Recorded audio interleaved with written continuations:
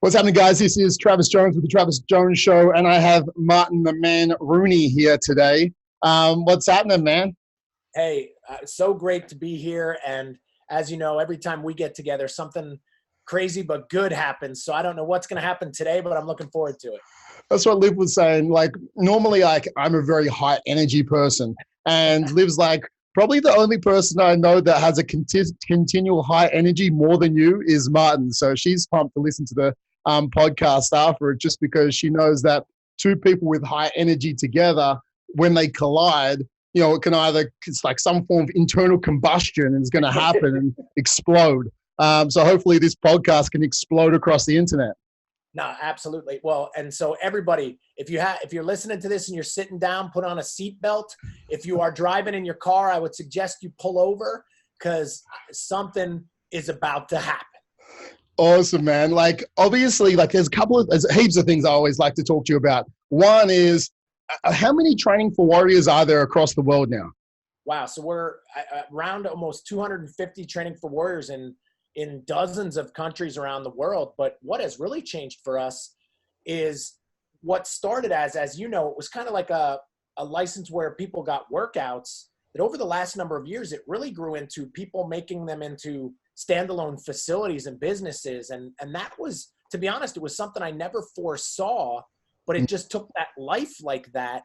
And now it's just impacting so many more people as a result, where when it was a workout or a hurricane training session, you hit some people, but now when these facilities have hundreds of members and all of those people, and it's impacting their community, that's the stuff that I'm so proud of. But I wish I could say that was the plan, but it just it grew by itself. Yeah, it's like evolved over the years, right? Like I remember, like there's so many different involvements, right? Like, for you guys, it's growing training for warriors. Everyone was about the workouts. Everyone was about the art of the coaching and how you could deliver these amazing sessions and inspire. And then obviously it's now created a movement where people have created these hubs where people come together to become a better version of themselves. So it's not even just a training philosophy anymore. It's a way of life and it's a movement. And with the amount of people coming into training for warriors and you guys continually growing, I guess like it's something that people would only ever, one, you probably couldn't imagine yourself being this big at the moment, but people look at it and it's like, that could be impossible, or that is impossible for me. When it's not impossible for anyone, like you started and it just kept evolving. But I think it only kept evolving to the pace that it did. I'm going to ask you a couple of questions today, but like I would say, because your one, sheer work ethic, but two, your ability to inspire people to want to be better every single time you're around them, like it's infectious. And I think your infectious personality rubs off on coaches and it gets them to lift up. And then their personality shifts kind of, because they go, okay, well, the way I was coaching was maybe here. And for anyone who's listening to this, my hand is low. And like, then you come in as like, no, you need to be here. As like, turn that up like 10x, like you Grant Cardone'd it, right? Like, so you like 10x that inspiration, 10x that motivation, 10x that atmosphere. And all of a sudden they're like, oh shit, I need to actually create an environment that inspires people to show up and be a better version of them. And I think that is what's attributed from the outsider looking in to the growth for training for warriors over the years. Wow. Well, here's what I would say. You should be running this company now because you just described it so well. And exactly, you hit the nail on the head. And here's what I would even say. It comes down to one word. And this should be the word that we almost talk about all day. And as you know, I have a new book coming out. And the one word that keeps coming up in the book, and it's what you were just hinting at and revolving around. And everybody needs to listen right now. You ready? You want to know the secret? You want to know the secret how I did it and how I, not just the company, but then produced all those world-class results with all the athletes I ever worked with and everything else. Here's the word. Ready? Enthusiasm.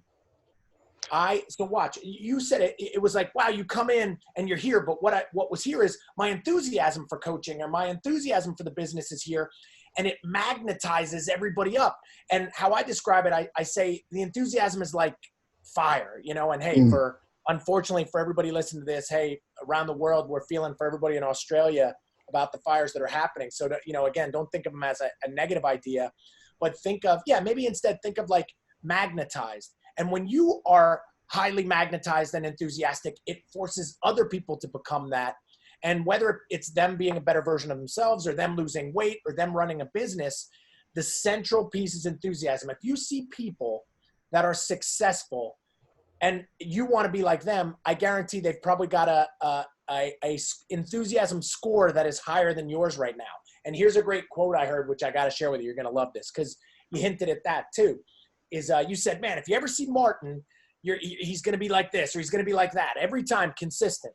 And I saw this quote the other day. It said, anybody can be enthusiastic for 30 minutes. Anybody can be enthusiastic maybe for 30 days. But it's the person that's enthusiastic for 30 years. That's the person that does something amazing. And you know what? For everybody listening, man, I'm at about 30 years. Like, it's pretty crazy. For me to, if you're watching this and not listening, I know you can't say this guy can't be that old. I mean, he cannot be that good looking and be that old. It just can't happen. But hey, I'm on about 30 years of nonstop, and every day I brought the enthusiasm. And there were a lot of people that started and then started when I was 10 years in and 20 years in, and they couldn't maintain it, and now they don't have it. So everybody listening, enthusiasm is free. But you have to bring it if you want to be successful. Yeah, man. I think that's one of the most crucial things, right? Like when I look at our gyms, like RBT, right? Like one of our core values is inspire. And I feel like inspire and enthusiasm are very similar to each other.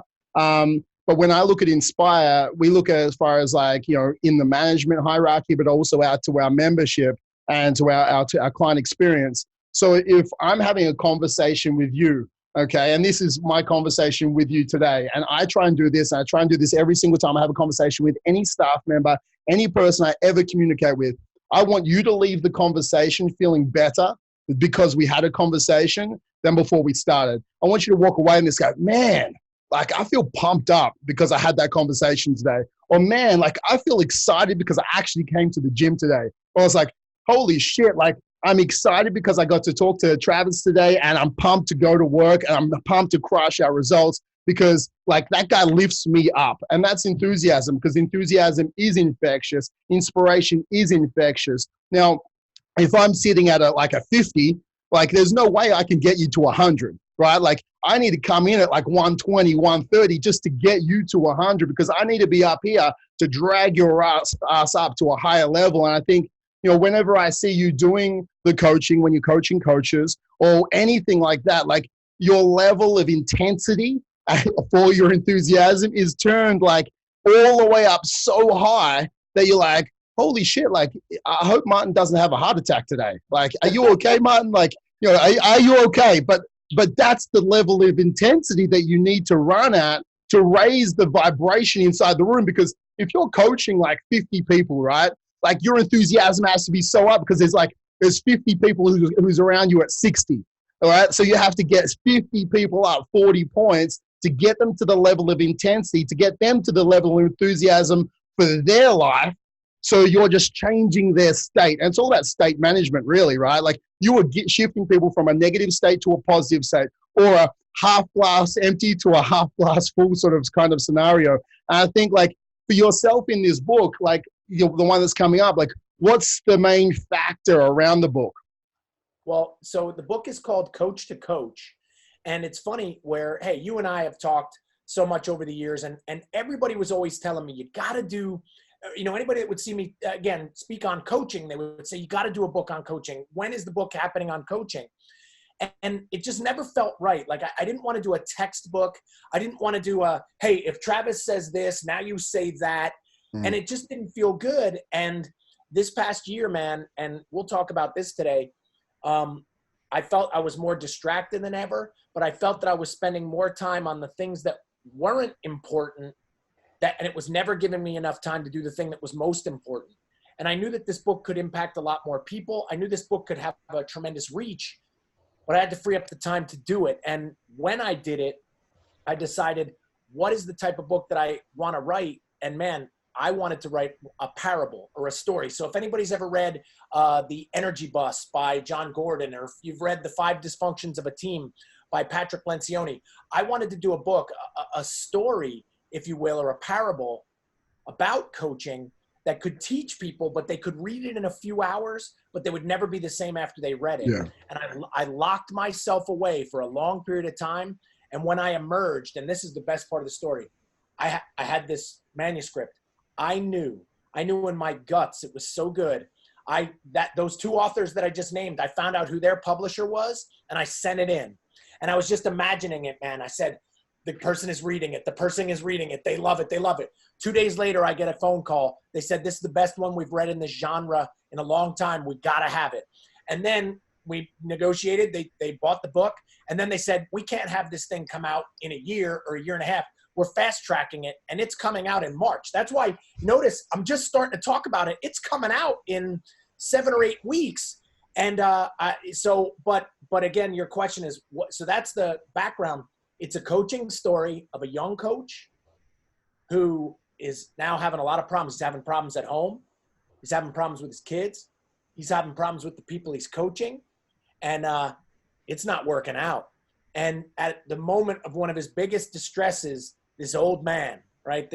Whether you want to call him Obi-Wan Kenobi, whether you want to think of him like Mr. Miyagi, whether you want to think it's like Yoda, but he's not green. This dude shows up. And man, he seems to have some of the answers. He seems to, give this guy some tough love, and the guy starts to make changes. And on this hero's journey through the book, he turns it around. But what he learns to be as a coach, and so the book is really, it gives the opportunity to teach my philosophy of what I think it means to be a coach, the importance of what it means to be a coach, the authority and the responsibility that comes with being a coach. And I'll tell you what. Anybody that's read it, and I sent it out to some of the biggest names in coaching, these people have all gotten behind it because they don't think there's a book like this. And like I said, man, you see, I'm getting fired. I cannot wait to see this, because here's what I definitely believe. When you become a doctor, you got to go through a whole lot of education, and you learn like what it means to be a doctor and don't hurt anybody and all these rules. And then you go be a doctor. When you become a lawyer, you learn all these ethics and all this stuff and all these things, and then you go be a lawyer. But when you become a coach, I mean, somebody could just give you a hat or a t-shirt, or they just had a spot to fill, and there wasn't that code of ethics. There wasn't that Hippocratic oath. And hey, this book isn't going to solve it all, but this book is the starting point that if you want to call yourself a coach, if you were ever going to be a coach, you have to read it. And that was the book that didn't exist. So that was the book I spent the last year getting done, and man, it's coming out soon. Man, I'm pumped up to read it. Like, I think it's interesting, right? Like, I talk to people all the time, and I was talking to our head of coaching with RBT, and he does a lot of the nutrition stuff and the programming stuff. And I was talking the other day, and it's like, when you look at a mediocre coach, so there's like a beginner coach, and the start of beginning, yes, you have to understand some form of emotional intelligence and all the rest of it. You have to understand some nutrition knowledge and training knowledge. And that will sort of get you to mediocre. Now, the thing that goes from mediocre to an excellent coach, it's not like, you understood macronutrients even more in depth than biochemistry. No, that's not how you go from mediocre to excellent. The difference between a mediocre coach and an excellent coach is they make you look at transforming your life in a different lens. Like, you've changed the filter. You've actually, you've turned up the notch. You've helped these people actually go, they're self-actualizing. They want to become the best version of themselves. You've implanted a seed inside their brain that their life from now on is on a different trajectory. Like, they are no longer who they were, and you've made them realize who they can become. And you've turned up the intensity, you've turned up the fire, and every single time they interact with you, they're like, holy shit, like, this guy or this female, this girl, like, she makes my life better for communicating with them. And like the feedback loop, it's not always like, take down 10 grams of protein. Like, that's not it, right? Like, it's like you're inspiring them, and sometimes with a pump on the back, sometimes with the words that you say, sometimes with a look across the room, right? But like, because they have the respect for you, because you have the integrity, because you are honest with them and can actually give them some crucial conversations instead of being a little bitch and standing down and go, I don't want to tell my client they're not doing the right thing. It's like, no, you step up as a true coach and you tell your client, no, this is how it needs to be. Like, I need you to step up. I need more from you. Your life deserves more than this. And they respect you even more. And because yourself, as well as a coach, like, you're inspiring because you're living the code, whatever code that is. Like, all of a sudden, this, again, it's like that enthusiasm transfers across, and they're like, that's what takes you from mediocre to excellent. Like, those things. It's character traits. It's not like Yeah, and everything you're saying, and this is interesting, because for everybody listening, and this is great news, I always say, man, there's a difference between an information gatherer and a coach. And I'll give a couple of examples, but everything that you just said is not only the truth, but it's what the book is about. And the cool part is, and all of those things are things anyone can have. So what I'm saying is, not everybody's going to have 10 PhDs, but those aren't the most successful people. And not everybody is going to ever need that. So the results that I was always able to produce never had a lot to do with what I knew. It had a lot to do, listen, this is important. It's how much I cared. It's how much I believed in those people. And again, like you talked about, the enthusiasm. And that's, again, not only what this book is about, but watch, I have a cool question for everybody listening. But I'll say it to you but everybody listening, you would answer it. So, hey, so how many hours of sleep do you need a night? 7. Well, science would probably say 8, but even if we accept 7, right? But I would say the listener, and whoever's listening, say 8. Yeah. You're not Travis Jones, jacked up, all the time. So, you need 8, listener. And then I'll say to the people, okay, do you get it all the time? And what do you think they say? No. They say no way. And then I say, well, if you don't even do it, then I know you're never going to be able to coach someone to do it, because you haven't taken the steps. So look, so what have we just identified? Is knowledge the power? No. And it's like, no, it's the action you take, but then the enthusiasm you create because of that action that then you share with somebody else. So for instance, I get people to do stuff because it's stuff I'm passionate about that I do. And what's really challenging, in particular in the fitness industry that I see, or here would be an example, ready? Would you go to a martial artist that doesn't do the martial art to learn? No. Would you go to a dentist that has wooden teeth? No. No. But wait, so watch this one. And this one hurts people sometimes. Would you go to a fitness professional, a fit pro that doesn't get enough sleep, doesn't eat right, and doesn't do the workouts that they smash people with, right? No. And then, but they do. Yeah, but that's what happens. Everybody starts to get quiet and they say, hey, well, that's not fair, or you don't say that. No. It is fair, because no other industry in the world can the person not practice what they're preaching and get away with it. And so what I'm challenging everyone is, don't go find more info until you're doing the stuff you already know, and then sharing your passion for those things with someone else. So my greatest secret was, and I know it's yours too, we love exercising, man. Yeah, like, man. They see our videos. Like, I love exercising. I love eating right. I love challenging myself. And for all the things that I found out, now I love doing that for someone else. And it came from, again, it goes back to that heart of, I was really enthusiastic about these things, and then I did them, and now I can show somebody how to do it. So anybody listening, if you're a fit pro, before you go to another course to learn more about the inner workings of the Krebs cycle, I suggest you start eating broccoli, get 8 hours of sleep, and actually work out. And then you're going to get so excited about that, someone else will do it too. But it's interesting, right? And like, it's not ragging on fit pros. Like, I feel like society's become super soft over the last 10 years, and you have to really watch what you have to say. But it's like, so many fit pros aren't going through the motions that they're telling people to do, so they're out of integrity, right? So now when you're out of integrity with your own inner workings, your own inner dialogue, you feel like a fraud. And people are waking up every single day feeling like a fraud, preaching but not living.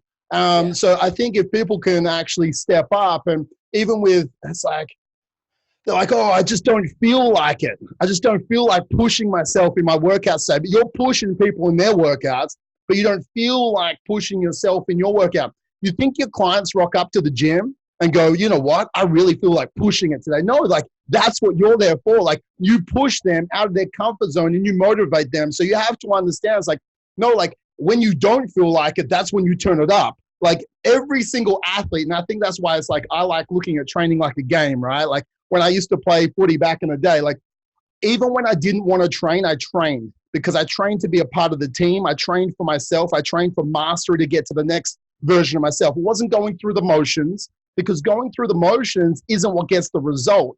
Actually stepping up to the plate and trying to hit that home run every single training session, giving 110%, like that's what gets it. And that's, again, it comes down to your own inner enthusiasm, right? Like, so do you, Martin, have anything that the coaches out there can use as far as how do you find that inner enthusiasm, that inner dialogue that says, step up, little bitch, time to go to work? Yeah, well, here's what I would say. It goes deeper where, hey, you got to find your passion and your purpose. That would be the first one. Like, hey, I am passionate about exercise and fitness and firing people up. And I know my purpose is to make a positive impact on people. So that's a first piece where anybody listening, hey, what I just said, maybe the best thing that could happen ever is you say, you know what, I don't love fitness. And you know what, I took this job a bunch of years ago because I didn't have anything going on, where I would challenge you right now, whatever it is you do love or you're passionate about, go do that, because that's the first step. And then though, hey, I'm going to let everybody know a little secret. You ready? I don't always feel like it. Like, I don't always feel like getting fired up. I got 4 daughters. I got, my wife here. Like, man, I do not always feel like working out. I do not always feel like eating right. But here's what I will say. I've also put it out there where I got a lot of people counting on me, and I have a big responsibility and I want to live up to it. And as a fitness professional, I feel that I have to live that responsibility of eating right and exercising and getting that sleep that goes with my passion. But I will say this, I'm always in my own head, man. Like, I am always talking to myself and like, come on, one more, or come on, we could do this. Cause it's easy to have that negative voice in your head too. But here's what I'll say. It's a skill. Yeah. And it's a skill people develop. And what I believe is physical fitness and training hard helps you develop that skill. People that are unphysically fit, like you had said, AKA soft, they don't have a strong voice in there. That voice has been given up for so long. We have to train people to keep developing that, because that's hard. Where now at this point of 20, 30 years in, yeah, my voice, it's tough. Like, I'm going to take on the tough thing. But what I'll tell everybody is it's also practice and repetition, but it goes all the way back to why do you want it? What are you passionate about? And then start chasing it and then have that positive voice. So hopefully that answers it. But without a doubt, like, again, I don't always meet people that are doing what they're passionate about or they even know what their purpose is. And if you don't know that, it's hard to have direction. Yeah, man, I feel you there. I think, the average person has about 60,000 thoughts a day. And I think it's 90% or 80% of them are exactly the same thoughts as they had yesterday. So if yesterday negative too. Yeah, exactly. And they're negative as well, right? Which is crazy. So like, you can't wake up today and yesterday you go, oh, I'm not going to do my session. Oh, nah, I don't want to feel good, so I'm not going to eat my broccoli. Oh, if you start saying negative yesterday, then you're more likely to be negative today, which means you're more likely to be negative tomorrow. You have to draw bright lines in the sand, right? It's like, these are my bright lines. This is who I am now. This is my new identity. My new identity is I train no matter what. Even if I feel like it, if I don't feel like it, I train. These are my new habits. And the new version of me is I'm doing it because my why, my passion, and my purpose. And whenever I don't feel like doing it, I'm going to reflect back to my passion and my purpose, and it should kick me back on track and push me forward. Because if your why is not strong enough, then man, like you said, like find another thing, because the fitness space, like, one, it's crowded.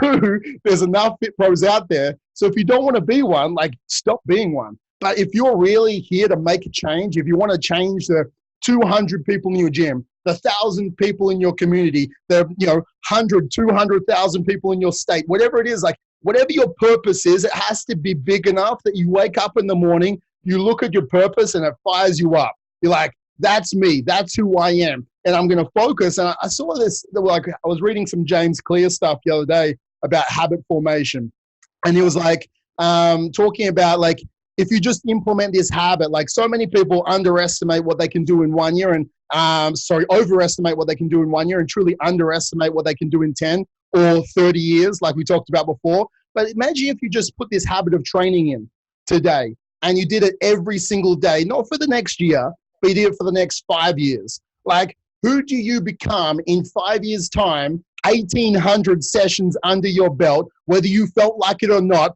Where do you think you are mentally?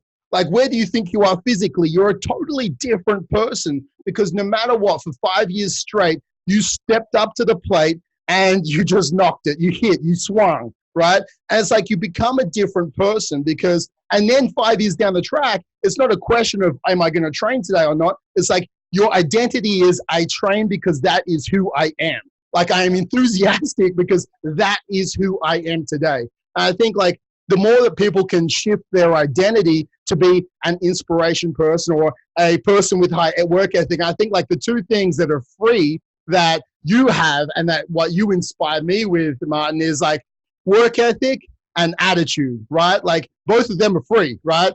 Like you rock up, you have a great attitude, and you put in more hours than the other person, you have a tremendous work ethic. I think those two things, if you can slot them in and understand how to be that great coach that you talked about, it's like, man, like that's the secret sauce. Well, and watch this, because I agree with all of that. And it's funny, that identity piece, it works on a few levels, and then I want to even take it deeper. One of them is, though, watch this, some of these high-level athletes that I work with now imagine when they've got to retire. Like, now watch the other side of the coin. Yeah. He'll be an NFL star, and now he's gotten too old, or a UFC fighter, and he can't do it anymore. And their identity is that fighter, or their identity is that football guy. And then when that's taken away, that's very difficult for them. So I want everybody to understand, it's not just becoming something, it's also when they have to become something else. So becoming something else at any level with your identity is hard, for whether it's you want to lose weight or you want to transition from the NFL to real life. So that identity piece is so powerful. And I agree 100%, but watch this. This is where I want to go, because today is about coaching. The coach has great power to help somebody create their identity.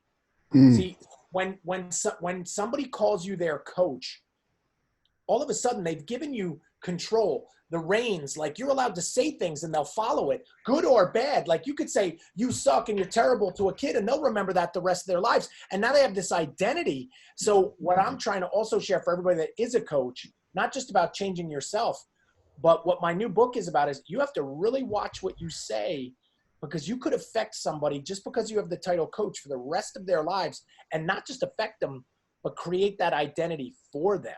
And man, when people start to understand that power, see, almost like a doctor can't do that, a lawyer can't do that, but like if that person's your coach and they say you are this, and that person starts to believe it, that could be the rest of their life. And as you know, whether it was playing footy when you were young or whatever else, there are good and bad coaches, and there might have been one that helped you out, and then there might have been one that really hurt your identity, or you had to overcome some stuff that they really damaged that identity. And this is the mission I'm on now, to make sure, hey man, that some coach will never see. Because by the way, the most famous coaches in the world are not or the best coaches in the world, or the most impactful, are not the ones you see making millions in professional sport. They're the ones working with those 5-year-olds, 6-year-olds, 7-year-olds that we will never see, because all those pros were all 5, 6, and 7-year-olds once, and maybe they got lucky to get the right guy. And but I hear a story a lot when I start talking to people and we get deep. Either their success or their failure had to do with some coach in their life that either helped or damaged that identity. So that, man, like, that's the deep stuff that I love, that I'm investigating now. But understanding it so clearly, it's made me very careful of what I say to people, very careful when I'm coaching athletes, and it's helped me to do that. Yeah, man, because I think like once you get buy-in from your client, right? So you started coaching them, and then once you get buy-in from them, the words that you say like hit them so much harder because they're invested into you now. And so if you start saying, if you have a hard day yourself and you just can't be stuffed like coaching, and all of a sudden like something happens and they frustrate you or they're not listening, and you just snap back at them like a kid, right? Like that, now they've got to invest, they're invested into you. Every single word you say has 10 times the amount of weight on it, right? So like you can impact that person such a deeper level. Like I think for me as a coach, like I've got Jax who's like 5.5 now and Finn who's 2.5. Like when I became a dad, I started becoming a better coach because my ability to have patience increased. My ability to watch the language I used increased, like my emotional intelligence around those things, like my self-awareness of my state and how it impacts their state. Like just all the little intricacies of being a dad, right, has helped me become a better coach because I'm more aware of everything. And I think like so many of us need to go, okay, cool. The language I use is so important. I'd say this to our coaches at RBT all the time. Like if you see someone down, like in a session, like pull that person aside, like whether you can in the session or after the session, and actually have a conversation with them. And your job is to make them leave that facility in a different state of mind than when they came in, because that one conversation could change their life for the rest of their life, because that's who we are as coaches, right? Like if you shift their state, whether it's like they broke up with their boyfriend or girlfriend or what, they had a bad night's sleep. I don't really care what put them into that state. It's your job as a coach to rip them out of that state, because it's going to be the difference between their next choice of food. It's going to be the difference between their next conversation. And that negative state can cascade through the day. And then they might not rock up at the gym tomorrow. And then the next day, and all of a sudden, 2 years down the track, they're 40 pounds or 20 kilos heavier, and they're feeling less confident. They didn't have that next kid. They broke up with their partner. They're like, Trav, like, man, like this, you're getting a bit ridiculous now. It's like, no, like this one conversation can change the trajectory of their life.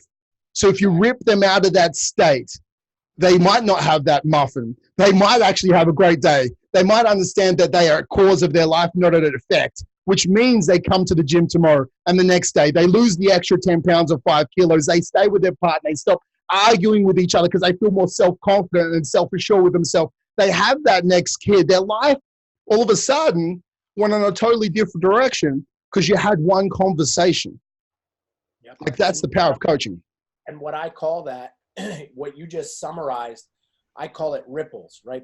I call it coaching ripples. So, the old analogy where you would drop a rock into a pond and the ripples go out. And what I always say to people, and I'll show you how it came full circle this weekend. What I always say is you only see those ripples go a little bit, but you never know where they really go. And here's an example. This weekend I spoke right outside of New York City, and 3 people came up to me after the speech, and all 3 of them were adults now, but children that I had once coached.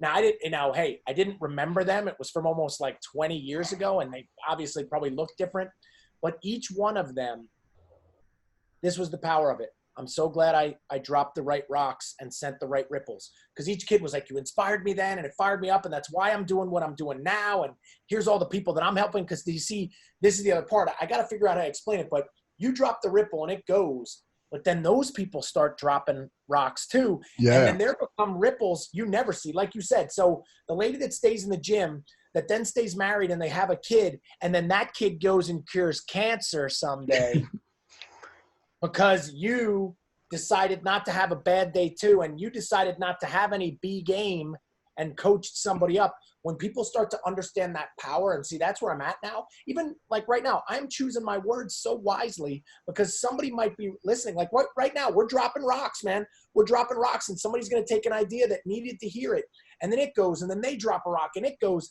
and we may never see it, but and this is what the book is about a little bit too, but because you know that, you better always be dropping like positive rocks. You see what I mean? Because man, you drop enough negative ones, you don't see where those go either. But you know it's not helping, and like you said, as long as you know, like, hey, I already know this podcast is a success. Why? Because it's all been positive, and we're only trying to help somebody. So it can only be positive stuff that's going to happen from it. No one's going to say, man, now I'm worse, or this is no good. But now if everybody could if they could measure all their words and try to do that with their children and their spouse, and every interaction you tried to drop a positive rock, boom. Like, man, I got to write a little book called Positive Rocks.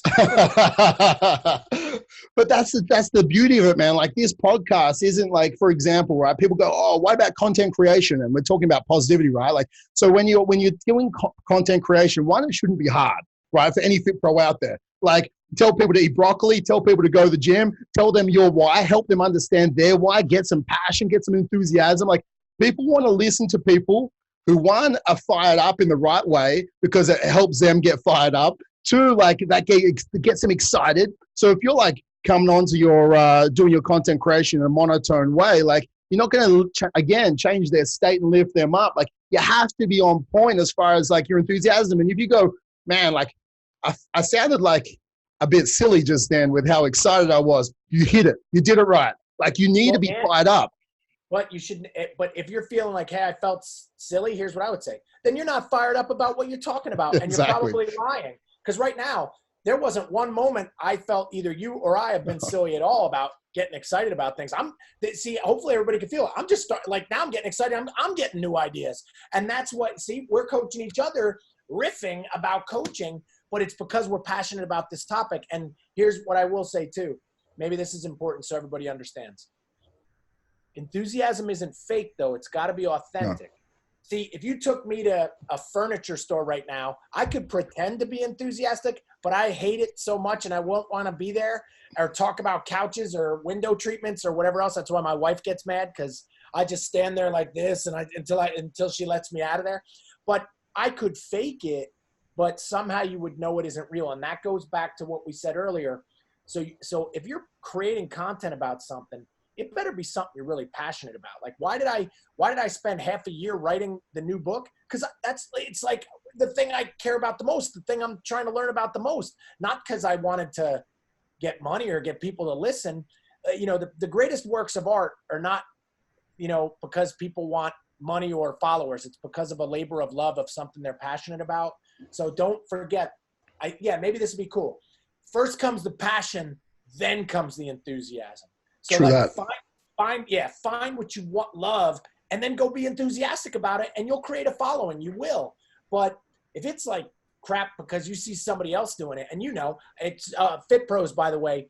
If I see one more ad, if you're going to create an ad about online training or some way you're going to help somebody's business, and you never had one, and I can already tell it's a total fraud, guys, stop paying the ads because you're blowing up my Instagram feed, making me sick.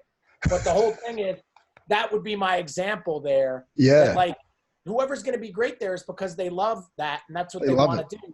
Not that there's opportunity or something. So, you're not going to see videos.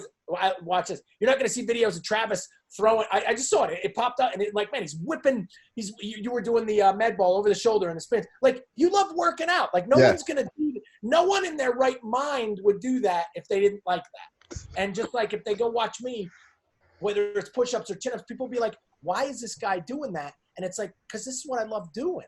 And it's easy to see, and it shows. But again, for everybody listening, you got to find your thing. Don't try to be the next Travis Jones or Martin Rooney. You got to be you in the thing you love doing. We just found our things, and it's like Travis and I are the Australian and American versions of the same thing.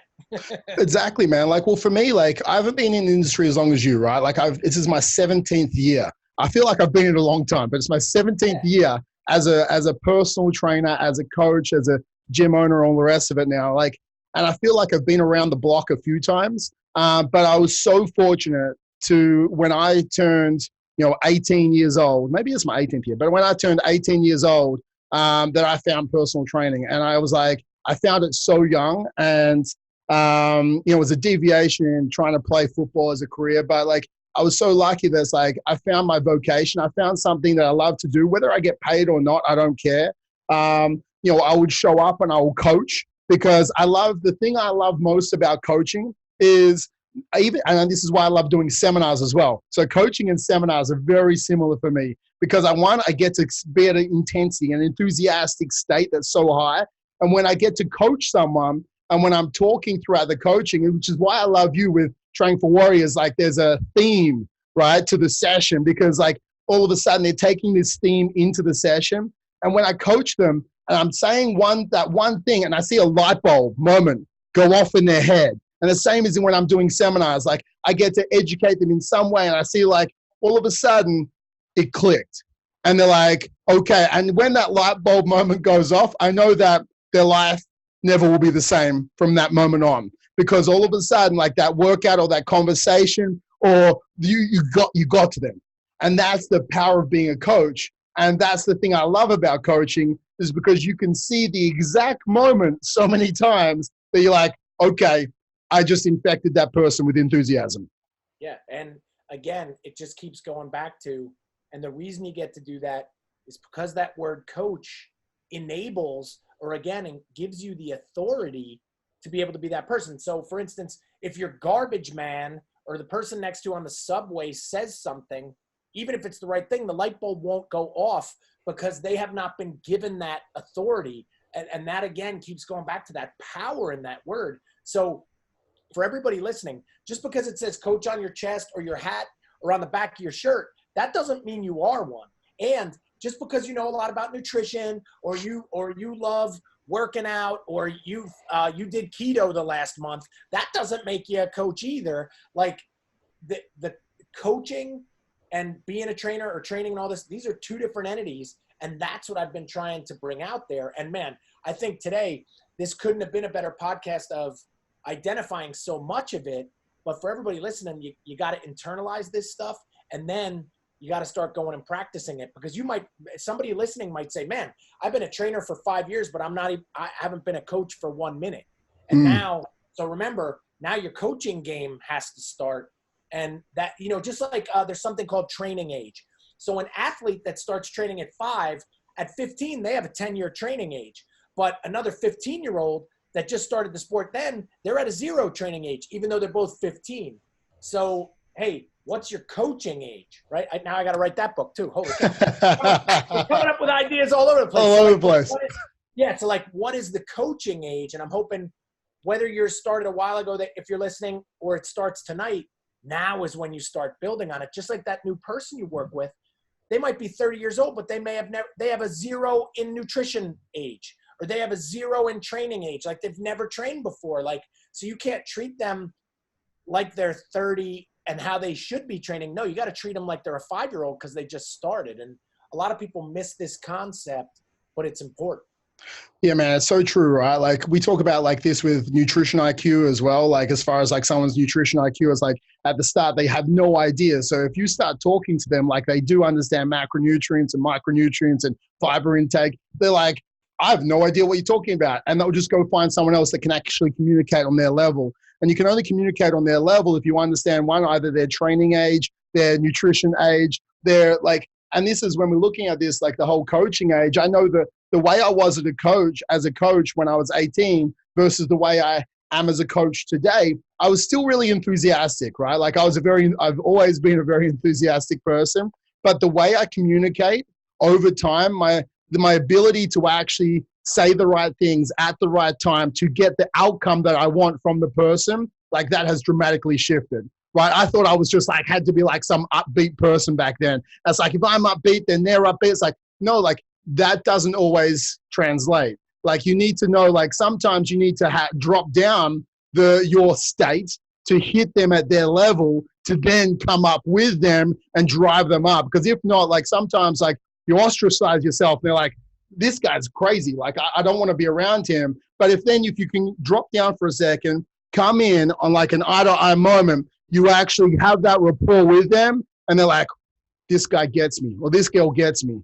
And then they'll lift up with you and then you can take them to the next level. And I think like as coaches, what I like to look at is, for me, like everything comes to a lot around character traits for me. Like my character traits as a human being, like when I'm looking to self-actualize or get to the best version of myself, it's like, what character traits do I want to embody? And I think I talked about this before, right? Like integrity, honesty, respect, doing what I said I would do, like discipline. So I have these character traits, and at the end of each day, I sort of I rate myself, right? Like, so I was like, today, was I a 7 out of 10? Was I a 10 out of 10? Was I a 4 out of 10? And like, that doesn't mean as a coach either, I don't believe that you're going to be 10 out of 10 every single day. But at the end of the day, if you go through that feedback loop and go, as a coach today, was I like 6 out of 10? and you go, okay, cool. I was a 6 out of 10 today. Why? And how can I be a 7 out of 10 tomorrow and not give the same level of performance that I was today? What do you ever look at that feedback loop yourself, Martin? Absolutely. And you know what's funny? I think that what I essentially call it is an assessment, where I think the most successful people in the world do it. And not only do they do it with themselves, whether you want to call it 360 feedback, you get feedback from other people too. And most people are afraid of feedback or criticism, but that's the only way. Yeah. Hey, as coaches, that's what we're giving all the time. But as coaches rarely want to accept it. And I'll tell you what, the most successful people I know, and maybe why I am the way I am, is I have very high standards for myself, and I'm very critical of myself. And so absolutely, it's almost like how you said it. At the end of the day, I almost review, right? Because I think that's what happens to your brain when you sleep, is it's actually rewinding the tape and processing everything. So I try to make sure that that happens, and how can I be better? It's the only way to make improvement. And, and it's just like what we should be doing for our athletes. We should be doing that assessment and giving them things to do. Yeah, without a doubt, I'm constantly pushing myself forward. But it's funny. Here's what I would say. You know how you said, do you do it? I do it, but we do it almost not by choice, because I have to produce so much content and new ideas, which I'm pressing myself for all the time for everyone else that's following me.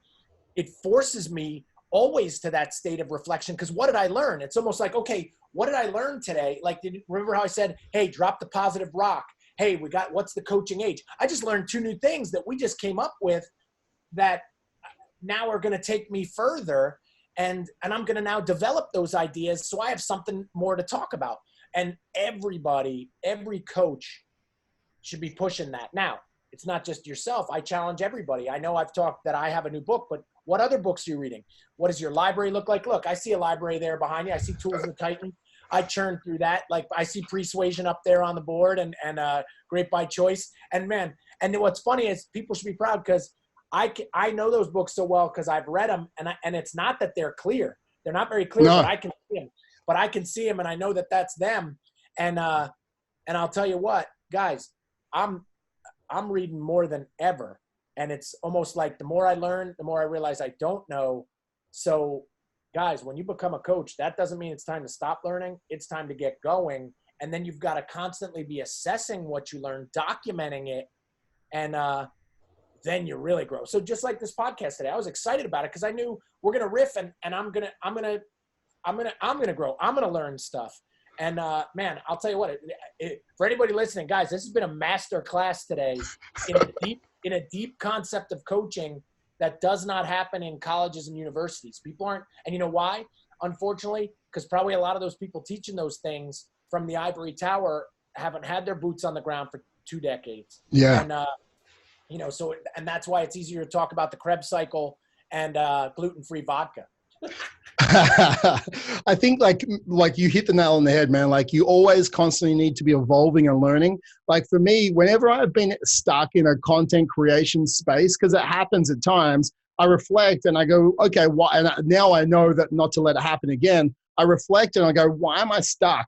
And it's whenever I'm not growing myself is when I slow down on contribution to everyone else, because I need to learn new things. And it doesn't mean I need to learn new things like we're talking about, like the next level of like nutrition philosophies, but I need to learn new things. And it might be reading something around finance and how they, articulate their message. I'm like, wow, that was good. I can take that into the coaching aspect and use a similar type of story and message to actually communicate effectively with my clients. So every single time I read a book about business, every single time I look at it and how can I actually take that and translate across into fitness. And every single time I look at something around fitness, I'm like, how can I translate it across to business and into other areas of my life? And when I look at, the 5 love languages, for example, like that was about, me communicating with my partner on a deeper level. I was like, okay, how can I take that and be a better coach? Like, how can I give more acts of service or gifts or physical touch or,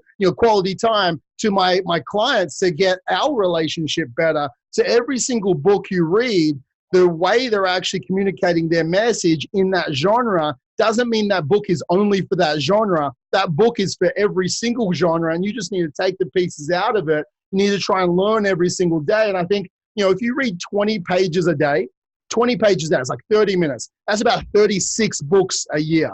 Now, 10 years, it's 360 books. Like 30 years, right? Like you read over 1,000 books, right? You can't be, but this is where enthusiasm kicks in, right?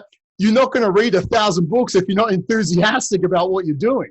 Yep. Well, watch this. Here, are you ready? We're gonna make this podcast the ultimate. Are you ready? So, if you look behind me right there, that's just some of the books that are the ones that I'm currently going through. But we're gonna take a little tour out of Training for Warriors. Oh wait, crud, the lights aren't on. But now I got to turn on some lights out here because it's nighttime here. Your daytime there. But I am about to give a tour of the Martin Rooney 2,000 book library that everybody asks me about all the time. And I'm going to show this because it is my pride and joy. But if you look behind me, and we're going to go through this, this is, I'm going to turn on all the lights here. This is, if you look all the way down and all the way up, and I'll try to walk through it. Man, I wish I could get further away from it because you can't zoom. But all of these books that are on my shelves right here, good, or because I can't tell. All of those books have been books that I have read. They do not get on there unless I've read it.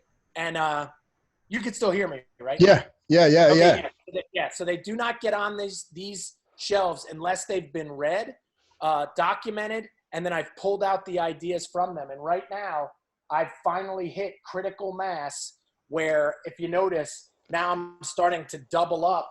You see how the shelves have doubled up down at the end. So what I'm going to do now is I'm going to start every time a new book goes on there, an older book that isn't as good that I consider it is coming off until I have the ultimate, 2,000 book library.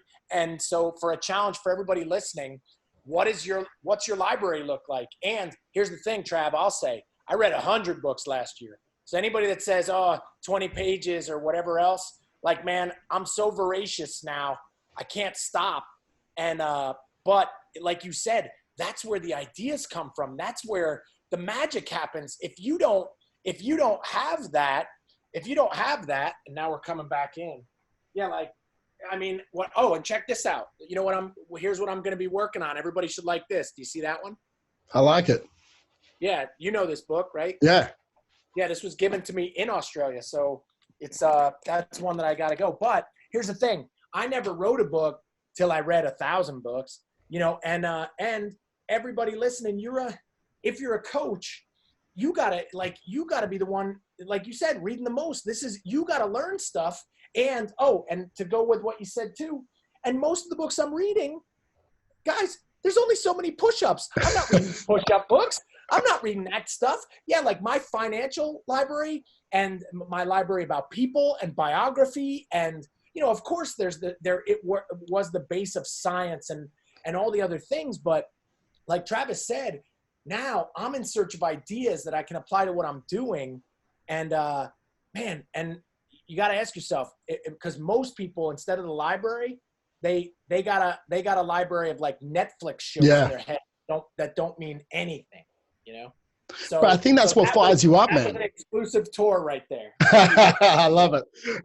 But like, that's what fires you up as well. It's like, for me, like, I love reading first thing in the morning, right? Like, I'll wake up early, I'll go train, I'll come back, and like, I'll read like a minimum of 20 pages first thing, and I'll read around lunchtime as well, just to like, that's my 2 times. But like, I get it. And I feel like I get creative first thing in the morning, and then I'll drop the kids off and I'm already in that creative headspace, and I can start to create some content like around that sort of 8 a.m., 9 a.m. time, because like, I haven't had the world try and throw its shit at me yet. Like, I've got my own space. I've already trained, because whenever I train as well, I get creative, right? I push it out. Like, I get some endorphins pumping. I feel fantastic. I'll read something. I'll take that in, and then I'll go contribute back to society with what, one, I've learned, or my spin on it, and how I can give back. Because, for me, like, I look at any type of content creation. I'm not doing it for you now. I'm doing it for everyone over the next 20 years, over the next 50 years, over the next 100 years, because the content you put out on the internet right now is your legacy. It can be, because in 100 years' time, they're going to look back and they go, look at that crazy American and that crazy Australian doing that podcast. Like, I feel fired up from listening to this right now. And now I'm going to go have a better day from it. And that's what we talked about before, that pebble, that rock. Like, the ripple effect isn't even today to the people listening. It's the people that know them. It's the ripple effect across the span of time, because you're putting something out on the internet that can impact generations if you make it good enough. And that doesn't mean like good enough, oh, now I'm going to hold back and I'm not going to give content because it's not good enough. It's like you only get good enough by putting out content. You only get good at push-ups by doing push-ups, right? And I'll tell you this, holding back, or you think you have an idea that no one else had, hey, all the ideas have been there. Like, so what Travis just said, I've been reading books lately on the ancient Greeks and ancient Olympics. And you know what I'm finding? They had coaches then, nutrition programs. They had and of course some of it was crazy, but the thing is nothing's new. It's just, it's your spin and who you are. But on this one today, I'm not holding back. I'm giving everything I got, because maybe somebody's going to hear it and they're going to be better. But again, ultimately, like you said, the challenge goes back. If you don't read the stuff and you don't grow yourself, then it's impossible to create and build off what you learn. I also see, and you'll agree with this, Trav, I think sometimes people think content creation means copy somebody else's stuff. And you know what? Like, be more original than that. Like, come up with your spin or your thing and your philosophy. I mean, so this new book, Coach to Coach, it's my philosophy told in a story. I didn't get it. Like, it's not like I copied a bunch of people's stuff. And by the way, having now read so many books, when I read certain people's books, I know whose stuff they're copying. Yeah, exactly. Yeah. And it's kind of like, hey, why not push the boundaries and try to create some original ideas? It's actually very exciting to do it. Like what we just had, like the positive rock. Like, can you drop the positive rock? No, I don't know if that's ever been said. I know I never heard it anywhere, but man, two neurons just connected, and I love that idea. Like, but now, because everybody's listening, instead of me saying, hey, keep that to myself, I want people to say, man, I'm slinging some positive rocks, baby. Like, I'm a coach that throws some positive rocks, and my coaching age is growing, like there's, so what I'm getting at for everybody is, hey, you got to be, hey, this is a cool, maybe summary. You got to be passionate and enthusiastic for a long time and study it. And whatever it is, that thing is that you're passionate about and you're studying, you have enthusiasm, you're going to get those ideas. And then when those ideas come, you should share them. And that's exactly what we were doing today here on this podcast. Man, like, I feel like we've been going for an hour. It feels like about 3 minutes. Yeah, exactly. I was like, man, like, well, but that's the thing too. And why? Because we like what we're doing, and time flies when you like what you're doing. Now, if I just spent an hour in the dentist chair, that would seem a lot longer, but this was, it's like a snap of the fingers, because you're pumped. So anybody listening, what's the thing that you do for an hour and it feels like 3 minutes? Whatever that is, you should figure out how to get paid to do it. But if you hate it, like, maybe the last piece of advice I could give, and this is a biggie. I'm about to drop a knowledge bomb right here. Don't get really good at something you don't like. Like, don't spend your life. See, I saw the eyes of, don't spend your life and your time getting good at something somebody else told you should do that you don't even like. And and how I know that one is because I was doing it. And my first kind of career was a handful of years that everybody said this is what you should do, and I wasn't completely passionate, and because of that I wasn't like this, and 1 hour seemed like a year. And now I wish I could have that time back, because I can't. And nobody should spend a minute doing stuff they don't love, right? And I feel like that happens to a lot of people, right? Like they spend, say, 5-10 years trying to pursue someone else's dream for them. Yeah. And then all of a sudden they've gone so far down that rabbit hole, then they feel trapped, and they feel like they're so deep into it, they can't even turn back anymore. So now they're living a life that is someone else's design for them, and they don't even know how to get out of it. Yeah, so and it's most of the world. Like, think about it. It's what school does. But I think what you said there and what really hits is, and then the worst is they do it long enough and they're really good at it. Like you actually make pretty good money and then you're really trapped. Like I could see if you were horrible and they keep firing you, that's a sign to get out. But now imagine, the doctor that hates what he does because his dad was a doctor, but he's good. And like, man, I don't know. And hey, for any doctors listening, if that's the truth, like, hey, you got to still figure it out. Don't say I'm going into the hospital tomorrow to quit because Travis and Martin said, I gotta, I'm going to go play the guitar now. But definitely, man, but what we're doing, those are big ideas that a coach delivers. And if the right person hears it and they needed to hear it, it has an impact.